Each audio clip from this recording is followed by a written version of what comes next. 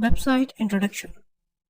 In this video, we are going to take a look at a couple of points. First of all, we will learn about what is a website and then how website actually works. So let's talk about some website. So you can see here that website uses web pages to communicate with web server. This is correct. For example, this is a website and this is the database or server, right?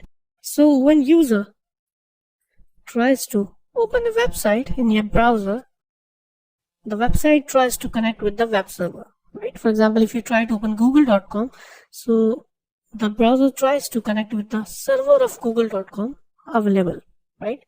So now then server responds and then website opens in your browser, right? So this is a simple scenario of website. It works as a mediator between user and web server. Absolutely correct, because user is available here, right? Web server is available here, and this is working as a mediator. So this is basically called website.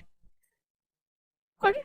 So website is just an interface where user can communicate with the server, because server contains all the information, all the data, and we just need to fetch that data.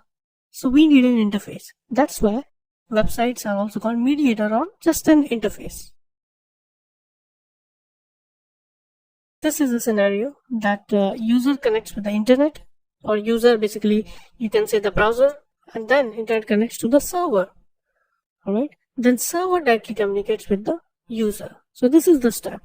They ask the data from web server by request process, and then server checks that the request is legitimate or not. If it is legitimate, then server responds with the actual data. If the request is not legitimate, then server responds with an error message. Alright, so this is a simple situation in a website. So this is just an introduction about website, that how website actually works and how they connect with the web server and how the server provides data to the user by using website. So this is all about website introduction, and in the next video we will learn about website pen testing overview. So thank you so much.